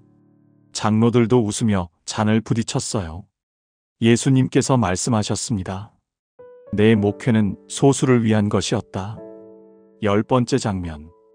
가난한 성도를 외면하는 장면. 한 집사님이 신방을 요청했어요. 목사님, 저희 집에 한번 오실 수 있을까요? 남편이 실직해서 힘들어하고 있어요. 저는 귀찮다는 표정으로 대답했습니다. 전도사한테 말씀하세요. 제가 바빠서요. 그 집사님의 실망한 표정. 예수님께서 말씀하셨습니다. 너는 양들을 먹이지 않고 착취했다. 화면이 멈췄습니다. 저는 할 말을 잃었어요. 모두 사실이었습니다. 저는 그렇게 살았어요. 예수님께서 저를 똑바로 바라보셨습니다. 민수야, 내가 치유한 것이 아니라 내가 치유했다. 하지만 너는 그 영광을 내가 가졌다. 주님, 내가 교회를 키운 것이 아니라 내가 키웠다. 하지만 너는 그 권력을 내가 휘둘렀다. 죄송합니다, 주님. 너는 나를 사랑한 것이 아니라 돈을 사랑했다. 아닙니다, 주님. 너는 양들을 섬긴 것이 아니라 양들을 이용했다. 저는 무릎 꿇고 울었습니다. 용서해 주세요, 주님. 예수님께서 엄숙하게 말씀하셨습니다. 민수야, 내가 네게 말한다. 네, 주님. 나더러 주여 주여 하는 자마다 천국에 다 들어갈 것이 아니요. 다만 하늘에 계신 내 아버지의 뜻대로 행하는 자라야 들어가리라. 주님, 저는 주님의 뜻대로 살려고 했습니다. 예수님께서 계속 말씀하셨습니다. 그날에 많은 사람이 나더러 이르되 주여 주여 우리가 주의 이름으로 선지자 노릇하며 주의 이름으로 귀신을 쫓아내며 주의 이름으로 많은 권능을 행치 아니하였나이까 하리니. 저는 고개를 들었습니다. 바로 저의 이야기였어요. 그때에 내가 저희에게 밝히 말하되 내가 너희를 도무지 알지 못하니 불법을 행하는 자들아 내게서 떨어져 가라. 저는 충격을 받았습니다. 주님, 아닙니다. 저는 주님을 위해 일했습니다. 제가 수천 명을 치유했습니다. 교회를 3만 명으로 키웠습니다. 제가 얼마나 열심히 했는데요. 예수님께서 슬픈 표정으로 말씀하셨습니다. 민수야, 내가 한 것이 아니다. 내가 한 것이다. 내가 도구였을 뿐이다. 하지만 너는 그것을 내 것으로 삼았다. 하지만 주님, 너는 은사를 받았다. 하지만 은사가 구원의 증거가 아니다. 성품이 증거다. 내 성품은 어떠했느냐? 저는 대답할 수 없었습니다. 제 성품은 교만, 탐욕, 권력욕으로 가득했으니까요. 너는 사랑이 없었다. 예수님의 말씀이 제 가슴을 찔렀습니다. 고린도전서 13장의 말씀이 떠올랐어요. 내가 예언하는 능이 있어 모든 비밀과 모든 지식을 알고 또 산을 옮길 만한 모든 믿음이 있을지라도 사랑이 없으면 내가 아무것도 아니요. 저는 아무것도 아니었습니다. 은사는 있었지만 사랑이 없었어요. 능력은 있었지만 성품이 없었습니다. 예수님께서 말씀하셨습니다. 민수야, 이제 내가 네게 보여줄 것이 있다. 네, 주님. 갑자기 바닥이 사라졌습니다. 저는 추락하기 시작했어요. 아래로 계속 떨어졌습니다. 뜨거웠어요. 열기가 느껴졌습니다. 그리고 도착했어요. 어두운 곳이었습니다. 하지만 불빛이 보였어요. 불바다였습니다. 사람들이 그 안에서 울부짖고 있었어요. 비명소리가 들렸습니다. 살려주세요. 뜨거워요. 나가게 해주세요. 악취가 났습니다. 썩은 냄새, 유황 냄새. 저는 공포에 떨었습니다. 여기가 어디지? 지옥이었습니다. 예수님의 목소리가 들렸어요. 민수야, 이곳을 보아라. 저는 주변을 둘러봤습니다. 수많은 사람들이 고통받고 있었어요. 그런데 익숙한 얼굴들이 보였습니다. 목사복을 입은 사람들, 목사들이었어요. 그들도 여기 있었습니다. 한 목사가 저를 봤어요. 강 목사님, 강 목사님, 누구세요? 저 김 목사입니다. 저도 대형교회 목사였어요. 저도 여기 왔어요. 왜요? 저도 당신처럼 살았어요. 돈을 사랑했고, 권력을 사랑했고, 명예를 사랑했어요. 그래서 여기 왔어요. 다른 목사도 소리쳤어요. 나도 그래요. 나도 유명한 목사였어요. 책도 냈고, 방송에도 나왔어요. 하지만 하나님을 사랑하지 않았어요. 그래서 여기 왔어요. 또 다른 목사. 저는 20만 명 교회 목사였어요. 하지만 성도들을 착취했어요. 건축 헌금을 강요했고 그 돈으로 제 집을 샀어요. 그래서 여기 왔어요. 저는 소름이 돋았습니다. 이렇게 많은 목사들이 지옥에. 예수님께서 말씀하셨습니다. 민수야, 목사라고 천국에 가는 것이 아니다. 은사가 있다고 천국에 가는 것이 아니다. 교회가 크다고 천국에 가는 것이 아니다. 그럼 뭐가 필요합니까?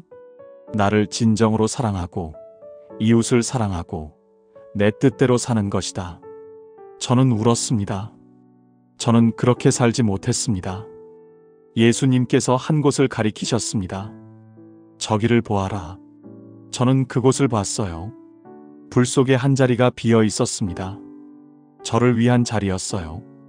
저기가 내 자리다. 아닙니다, 주님. 제발, 저를 저곳에 보내지 마세요. 내가 선택한 것이다. 아닙니다. 제가 회개하겠습니다. 제가 바꾸겠습니다. 예수님께서 저를 바라보셨습니다. 오랫동안 침묵하셨어요. 그리고 말씀하셨습니다. 민수야, 내가 너에게 마지막 기회를 준다. 정말입니까, 주님? 돌아가거라. 저는 놀랐습니다. 돌아갈 수 있습니까? 그렇다. 하지만 조건이 있다. 무엇이든 하겠습니다, 주님. 모든 것을 내려놓아라. 네. 강남 집을 내놓아라. 네, 주님. 벤츠를 팔아라. 네, 주님. 명품을 버려라. 네, 주님. 권력을 내려놓아라. 네, 주님. 교만을 버려라. 네, 주님. 그리고 진정으로 회개하라. 회개하겠습니다, 주님. 나를 따르라. 따르겠습니다, 주님. 예수님께서 제 가슴에 손을 얹으셨습니다. 뜨거웠어요. 전기가 흐르는 것 같았습니다. 민수야, 일어나라. 그 순간 모든 것이 사라졌습니다. 눈을 떴습니다. 천장이 보였어요. 하얀 천장.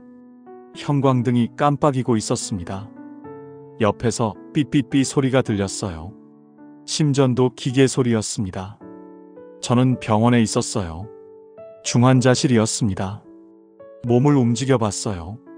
움직여졌습니다. 저는 살아 있었어요. 고개를 돌렸습니다. 아내가 옆에 앉아 있었어요.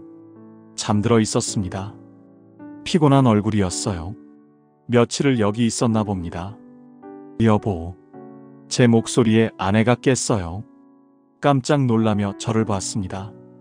여보. 깨어났어요. 아내가 울기 시작했습니다. 정말 깨어났네요. 정말로. 저도 눈물이 났어요. 미안해. 아내가 제 손을 잡았습니다. 괜찮아요. 살아있어서 다행이에요. 간호사가 달려왔어요. 의사를 불렀습니다. 의사가 왔어요. 여러 가지 검사를 했습니다. 신경반응, 근력, 언어 모두 정상이었어요. 의사가 말했습니다. 기적입니다. 심장마비로 일주일간 혼수 상태였는데 완전히 회복되셨네요. 정말 놀랍습니다. 일주일이나요? 네, 7일간 의식이 없으셨습니다. 저는 깨달았습니다. 그 시간 동안 저는 천국과 지옥을 봤던 거예요. 예수님을 만났던 겁니다. 다음 날 아이들이 왔어요. 아들과 딸. 둘 다 울고 있었습니다. 아빠, 아빠. 저는 그들을 안았어요. 미안하다. 아빠가 잘못했어. 아들이 말했습니다. 아빠, 괜찮아요. 살아계셔서 감사해요. 딸도 말했어요. 아빠, 사랑해요. 저도 사랑한다. 정말 사랑한다. 우리 가족은 그렇게 한참을 울었습니다. 일주일 후 저는 퇴원했어요. 집으로 돌아왔습니다. 강남 대치동 아파트 70평의 큰 집. 하지만 저는 이제 이 집이 제 것이 아니라는 걸 알았어요. 그날 저녁 저는 가족들에게 말했습니다. 여보, 아이들아. 내가 결정한 게 있어. 뭔데요, 여보? 우리 이사 가야 해. 어디로요? 작은 집으로. 그리고 이 집은 팔 거야. 아내가 놀랐어요. 왜요? 저는 천국에서 예수님을 만났어. 그분께서 모든 것을 내려놓으라고 하셨어. 아내가 제 손을 잡았습니다. 알겠어요. 당신이 결정한 대로 할게요. 아이들도 고개를 끄덕였어요. 아빠가 원하시는 대로 해요. 감사합니다. 다음 날 저는 김성수 장로님께 전화했습니다. 장로님, 아파트를 매각하겠습니다. 뭐라고요, 목사님? 이 집을 팔아서 그 돈을 구제기관에 기부하겠습니다. 목사님, 정신 차리세요. 장로님, 저는 이제 정신이 바로 섰습니다. 한 달 후 아파트가 팔렸습니다. 13억에 팔렸어요. 저는 그 돈 전액을 구호단체에 기부했습니다. 장로님들이 반대했어요. 목사님, 왜 그러십니까? 하지만 저는 흔들리지 않았습니다. 이게 맞는 겁니다. 벤츠도 팔았습니다. 1억에 팔렸어요. 그 돈도 기부했습니다. 명품들도 전부 팔았어요.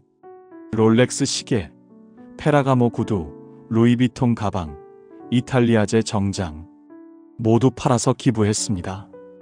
우리 가족은 송파구의 작은 전세집으로 이사했어요.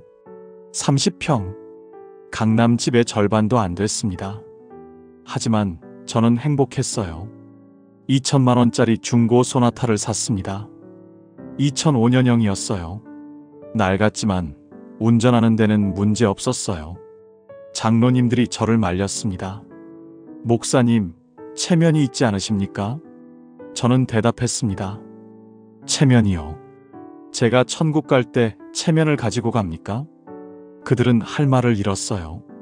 다음 주일 저는 결심했습니다. 교회를 떠나야겠다고. 당회를 소집했어요. 모든 장로님들이 모였습니다. 저는 말했습니다. 장로님들, 오늘 제가 중요한 발표를 하겠습니다. 무슨 말씀이십니까, 목사님? 저는 담임 목사직을 사임하겠습니다. 장로님들이 경악했어요. 뭐라고요? 목사님, 무슨 말씀이십니까? 한국진 장로님이 소리쳤습니다. 목사님, 정신 차리세요. 교회가 무너집니다. 저는 차분하게 대답했습니다. 교회는 무너지지 않습니다. 하나님이 세우신 교회니까요. 하지만 저는 이 교회를 목회할 자격이 없습니다. 왜 그러십니까? 저는 교만했고 탐욕스러웠고 권력을 사랑했습니다. 저는 양들을 먹이지 않고 착취했습니다. 저는 자격이 없습니다. 장로님들이 웅성거렸어요. 김성수 장로님이 말했습니다. 목사님, 다시 생각해 보세요. 아닙니다. 제 결정은 확고합니다. 주일 예배 시간. 저는 강단에 섰습니다. 3만 명이 저를 쳐다보고 있었어요. 저는 마이크를 잡았습니다. 그리고 말했어요. 사랑하는 성도 여러분, 오늘 제가 여러분께 고백할 것이 있습니다. 성도들이 조용해졌습니다. 저는 여러분께 거짓말을 했습니다. 웅성거림. 저는 여러분을 이용했습니다. 저는 하나님보다 돈을 사랑했습니다. 저는 양들을 섬기지 않고 권력을 휘둘렀습니다. 성도들이 놀랐어요. 저는 자격이 없는 목사였습니다. 용서해 주십시오. 그리고 저는 무릎을 꿇었습니다. 강단에서 무릎을 꿇고 울었어요. 통곡했습니다. 미안합니다. 정말 미안합니다. 성도들도 울기 시작했어요. 어떤 사람들은 화가 났습니다. 사기꾼, 돈 돌려줘. 하지만 어떤 사람들은 용서했어요. 괜찮습니다, 목사님. 우리가 기도하겠습니다. 그날 저는 사임을 발표했습니다. 다음 주부터 저는 이 교회를 떠납니다. 새로운 목사님을 청빙하시기 바랍니다. 교회는 혼란에 빠졌어요. 어떤 사람들은 저를 욕했습니다. 어떤 사람들은 위로했어요. 하지만 저는 떠나야 했습니다. 이것이 맞는 길이었어요. 한 달 후, 저는 작은 교회로 갔습니다. 전남 산골의 교회였어요. 성도가 30명, 낡은 건물, 월급은 150만 원. 한국진 장로님이 전화했습니다. 목사님, 정말 가시는 겁니까? 네, 장로님. 미쳤습니다. 아닙니다. 이제야 정신이 들었습니다. 저는 전남으로 갔어요. 작은 시골 마을이었습니다. 교회는 정말 작았어요. 예배당이 50명도 안 들어가 보였습니다. 하지만 저는 행복했어요. 새벽 4시에 일어나서 기도하기 시작했습니다. 진실한 기도였어요. 무릎이 닳도록 기도했습니다. 하나님, 제가 잘못했습니다. 용서해 주세요. 다시는 그렇게 살지 않겠습니다. 눈물이 쏟아졌어요. 회개의 눈물이었습니다. 말씀도 다시 읽기 시작했어요. 이번에는 달랐습니다. 말씀이 살아있었어요. 감동이 왔습니다. 하나님의 음성이 들렸어요. 설교도 달라졌습니다. 성령의 감동으로 설교를 썼어요. 메시지가 떠올랐습니다. 성도들이 울었어요. 은혜 받았습니다. 저는 성도들을 신방했습니다. 한 집 한 집 걸어서 다녔어요. 손을 잡고 기도해 줬습니다. 그들의 이야기를 들어줬어요. 진심으로 사랑했습니다. 교회 청소도 직접 했어요. 화장실도 청소했습니다. 마당 풀도 뽑았어요. 겸손해졌습니다. 가정도 회복됐습니다. 아내와 매일 대화했어요. 함께 설거지했습니다. 함께 산책했어요. 여보, 사랑해. 나도 사랑해요. 아이들과도 가까워졌습니다. 아들이 다시 교회에 나왔어요. 딸도 신앙을 회복했습니다. 주일마다 함께 예배드렸어요. 가족 예배도 시작했습니다. 매일 저녁 함께 성경 읽고 기도했어요. 행복했습니다. 진정한 행복이었어요. 3년이 지났습니다. 어느 날 새벽 기도하는 중이었어요. 갑자기 뜨거운 것이 느껴졌습니다. 하나님의 임재였어요. 성령님이 오셨습니다. 저는 울었어요. 방언이 터져나왔습니다. 하나님께서 저를 다시 만져주셨어요. 은사도 회복됐습니다. 어느 주일 한 집사님이 관절염으로 고생하고 있었어요. 저는 그 집사님의 손을 잡고 조용히 기도했습니다. 하나님, 이 집사님을 치유해 주세요. 집사님이 나았어요. 통증이 사라졌습니다. 하지만 이번에는 달랐습니다. 저는 자랑하지 않았어요. 홍보하지 않았습니다. 그냥 하나님께만 영광 돌렸어요. 감사합니다, 하나님. 교회는 조금씩 자랐습니다. 30명이 50명이 됐어요. 건강한 교회였습니다. 서로 사랑하는 교회, 진실한 교회. 저는 행복했어요. 전에는 3만 명 교회 목사였지만 불행했습니다. 지금은 50명 교회 목사지만 행복합니다. 전에는 돈이 많았지만 평안이 없었어요. 지금은 가난하지만 평안이 있습니다. 전에는 명예가 있었지만 하나님이 멀었어요. 지금은 무명이지만 하나님이 가깝습니다. 전에는 권력이 있었지만 사랑이 없었어요. 지금은 아무것도 없지만 사랑이 있습니다. 그리고 무엇보다 전에는 지옥을 향해 가고 있었습니다. 지금은 천국을 향해 가고 있어요. 여러분, 여기까지가 제 이야기입니다. 저는 죽었다가 살아났어요. 지옥을 봤습니다.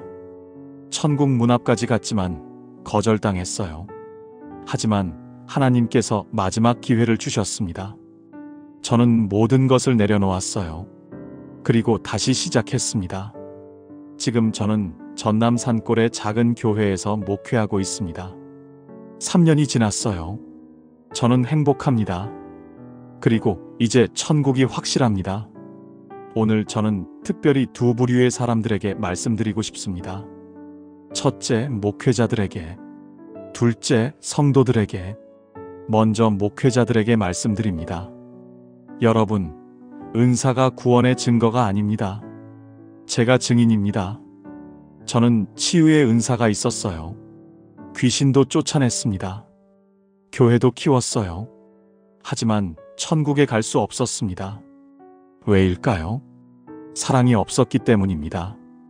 고린도전서 13장을 보세요. 내가 예언하는 능이 있어 모든 비밀과 모든 지식을 알고 또 산을 옮길 만한 모든 믿음이 있을지라도 사랑이 없으면 내가 아무것도 아니요. 은사보다 중요한 것은 사랑입니다. 성품입니다. 여러분, 돈을 사랑하지 마십시오. 디모데전서 6장 10절입니다. 돈을 사랑함이 일만 악의 뿌리가 되나니. 목회는 사업이 아닙니다. 성도는 고객이 아니에요. 교회는 회사가 아닙니다. 헌금은 내 돈이 아니에요. 여러분, 지금 여러분의 통장에 얼마가 있습니까? 여러분이 타는 차는 무엇입니까? 여러분이 사는 집은 얼마짜리입니까? 그것이 목사에게 합당합니까? 예수님은 어떻게 사셨습니까? 머리 둘 곳도 없으셨어요. 바울은 어떻게 살았습니까? 천막을 만들며 살았습니다. 우리는 왜 부자가 되려고 합니까? 권력을 사랑하지 마십시오. 마태복음 20장 26절입니다. 너희 중에 누구든지 크고자 하는 자는 너희를 섬기는 자가 되어야 하리라. 목사는 왕이 아닙니다. 성도는 신하가 아니에요. 교회는 왕국이 아닙니다. 겸손하십시오. 섬기십시오. 부교역자들에게 반말하지 마십시오. 그들도 하나님의 종입니다. 성도들에게 호통치지 마십시오. 그들은 하나님의 양들입니다. 당회를 독점하지 마십시오. 교회는 목사 혼자 것이 아닙니다. 정치에 개입하지 마십시오. 요한복음 18장 36절입니다. 내 나라는 이 세상에 속한 것이 아니니라. 강단에서 정치 발언하지 마십시오. 특정 정당을 지지하지 마십시오. 우리는 복음만 전해야 합니다. 재정을 투명하게 하십시오. 숨기지 마십시오. 성도들에게 보고하십시오. 하나님 앞에서 떳떳해야 합니다. 여러분, 제발 부탁드립니다. 저처럼 살지 마십시오. 저는 지옥을 봤습니다. 거기에는 목사들이 많았어요. 유명한 목사들, 대형교회 목사들, 은사 있는 목사들. 하지만 그들은 모두 지옥에 있었습니다. 왜일까요? 돈을 사랑했기 때문입니다. 권력을 사랑했기 때문이에요. 하나님보다 자신을 사랑했기 때문입니다. 여러분도 그렇게 살고 계십니까? 지금 회개하십시오. 모든 것을 내려놓으십시오. 아직 늦지 않았습니다. 하나님께서 저에게 기회를 주신 것처럼 여러분에게도 기회를 주실 겁니다. 이제 성도들에게 말씀드립니다. 여러분, 목사를 우상화하지 마십시오. 목사도 사람입니다. 실수할 수 있어요. 죄를 지을 수 있습니다. 완벽하지 않아요. 맹목적으로 따르지 마십시오. 분별력을 가지십시오. 여러분의 목사님이 이런 모습을 보이면 조심하십시오. 고급 외제차를 타십니까? 명품을 좋아하십니까? 권위적이십니까? 재정이 투명하지 않습니까? 정치 발언을 하십니까? 헌금을 강요하십니까? 이런 것들이 보이면 기도하십시오. 그리고 필요하면 떠나십시오. 여러분의 영혼이 더 중요합니다. 헌금을 강요받지 마십시오. 헌금은 자발적인 겁니다. 강요하면 안 돼요. 축복을 미끼로 삼으면 안 됩니다. 11조 안 낸다고 저주받지 않습니다.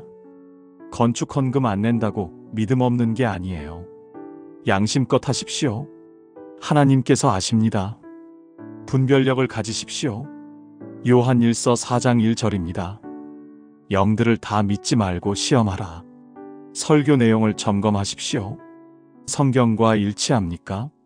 목사님의 행실을 관찰하십시오. 말과 행동이 일치합니까? 이상하면 질문하십시오. 잘못된 것 같으면 말씀하십시오. 침묵하지 마십시오. 여러분의 침묵이 교회를 망칩니다. 여러분, 마지막으로 말씀드립니다. 저는 지옥을 봤습니다. 진짜입니다. 무섭습니다. 그곳에 가면 안 됩니다. 천국도 봤습니다. 아름답습니다. 그곳에 가야 합니다. 어떻게 가느냐고요? 예수님을 진정으로 믿으십시오. 그분을 사랑하십시오. 그분의 말씀대로 사십시오. 돈을 사랑하지 마십시오. 권력을 사랑하지 마십시오. 명예를 사랑하지 마십시오. 하나님만 사랑하십시오. 이웃을 사랑하십시오. 겸손하십시오. 섬기십시오. 나누십시오. 그러면 천국에 갈 수 있습니다. 지금 선택하십시오. 돈입니까? 천국입니까? 권력입니까? 겸손입니까? 명예입니까? 섬김입니까? 저는 돈을 택했다가 천국을 잃을 뻔했습니다. 여러분은 어떤 선택을 하시겠습니까? 여러분, 오늘 제 이야기를 끝까지 들어주셔서 감사합니다. 저는 지금 행복합니다. 월급 150만 원으로 살고 있어요. 2005년형 소나타를 타고 다닙니다. 작은 전셋집에 살고 있어요. 하지만 천국이 보입니다. 하나님이 보입니다. 성도들의 사랑이 보입니다. 진정한 행복이 무엇인지 알았어요. 돈이 많아서 행복한 게 아닙니다. 차가 좋아서 행복한 게 아니에요. 집이 커서 행복한 게 아닙니다. 하나님과 함께 있어서 행복한 겁니다. 사랑하는 사람들과 함께 있어서 행복한 거예요. 양심의 거리낌이 없어서 행복한 겁니다. 마지막으로 기도하겠습니다. 하나님 아버지, 감사합니다. 저 같은 죄인을 용서해 주셔서 감사합니다. 마지막 기회를 주셔서 감사합니다. 이 영상을 보시는 모든 목회자들을 위해 기도합니다. 아직 늦지 않았습니다. 지금 회개하십시오. 모든 것을 내려놓으십시오. 하나님께서 용서하실 겁니다. 성도 여러분을 위해서도 기도합니다. 분별하십시오. 맹목적으로 따르지 마십시오.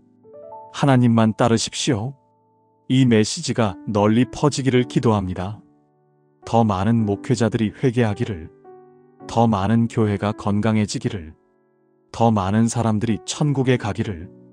구독, 좋아요, 공유 부탁드립니다. 댓글로 아멘 해주세요.